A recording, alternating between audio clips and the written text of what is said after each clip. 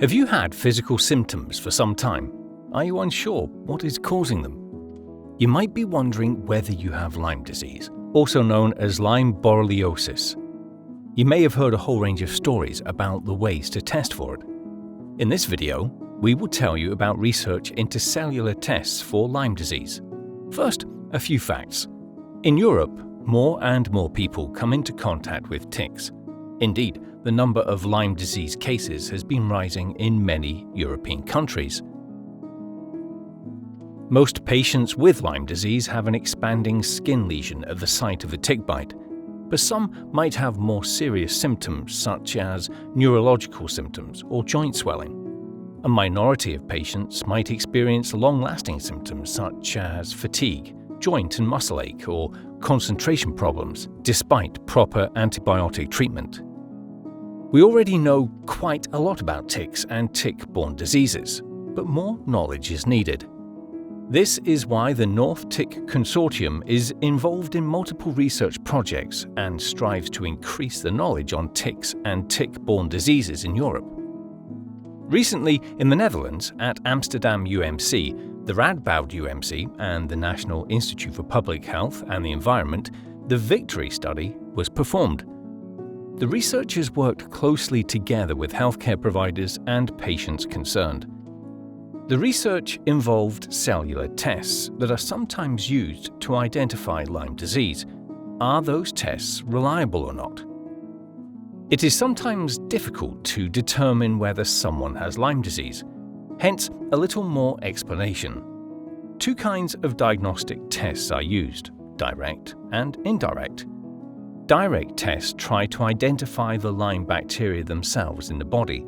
This form of testing is not suited for many situations. For example, direct testing of blood or spinal fluid is of very little use due to the very low level of bacteria. Indirect tests do not search for the bacteria themselves, but assess the body's immune response.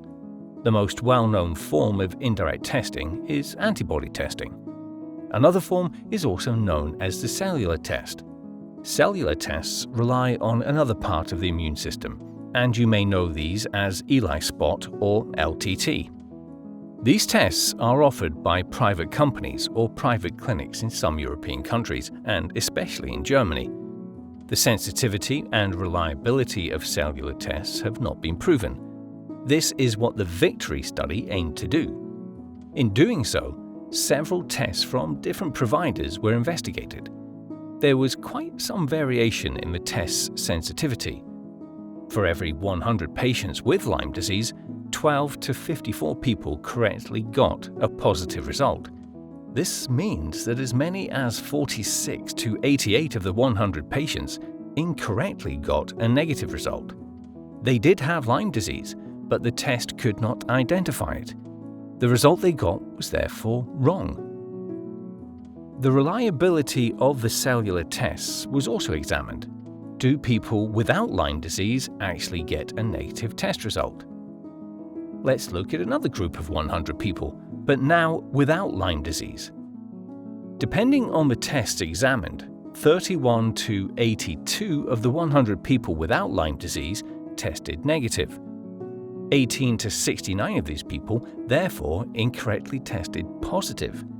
They did not have Lyme disease, but the tests said they did. This meant they had also an incorrect test result. In reality, the group of healthy people is much bigger.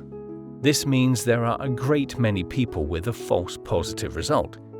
Clearly, nobody should be treated with medication unnecessarily. This could even be dangerous. Furthermore, such a person might have another disease which requires a different treatment.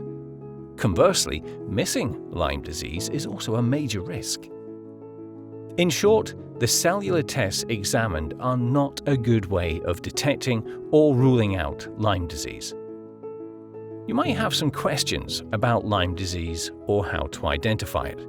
On the website of the European Centre for Disease Prevention and Control, you can find reliable information.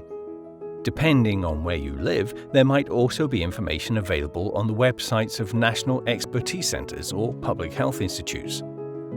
Whichever route you choose, make sure you have the right information, That way, you can make the right choice for your situation together with your care provider.